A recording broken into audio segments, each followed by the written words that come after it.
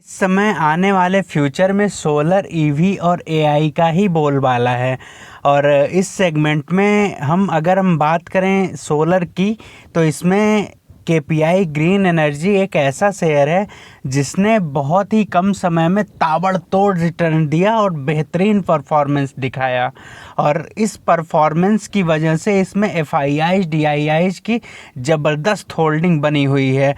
और इसमें जो एक्युमुलेशन है वो एफआईआईज का लगातार बढ़ता जा रहा है।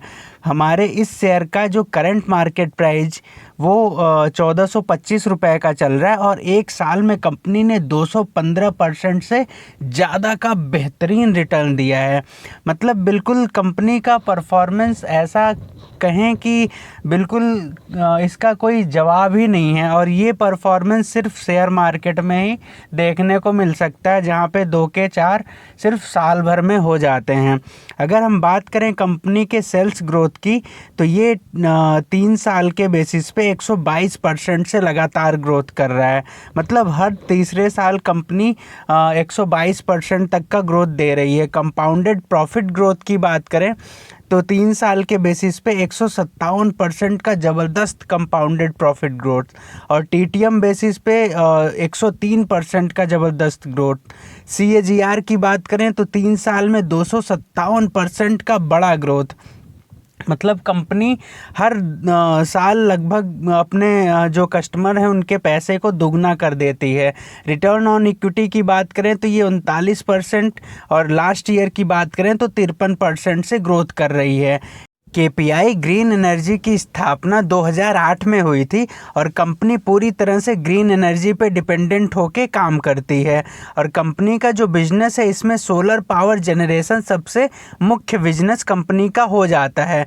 फ्यूचर आउटलुक की बात करें तो कंपनी का जो टारगेट है वो 1000 मेगावाट कैपेसिटी 2025 तक बनाने की पूरा कंपनी प्रोग्राम बना रखा है कि इतना ज़्यादा पावर जनरेशन कंपनी करेगी। और कंपनी इसके साथ साथ विंड सोलर हाइब्रिड एनर्जी में भी कदम रखने वाली है, जिससे ये विंड से भी एनर्जी डेवलप करें।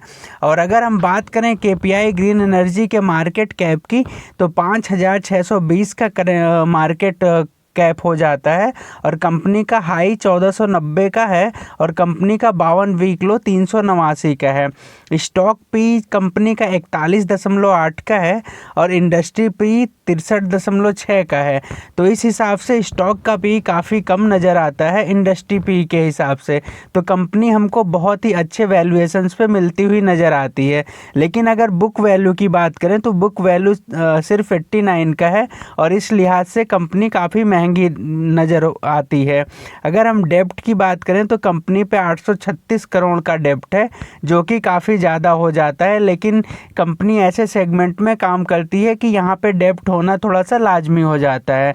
आरओसी की बात करें तो ये 24.7% का है और आरओई कंपनी का 53.4% का है।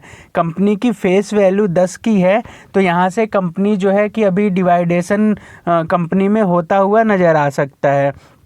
प्रॉफिट और लॉस की बात करें तो कंपनी का सेल्स जो 2020 में 59 करोड़ का हुआ करता था, वो अभी 644 करोड़ से बढ़ के 786 करोड़ तक जा पहुंचा है।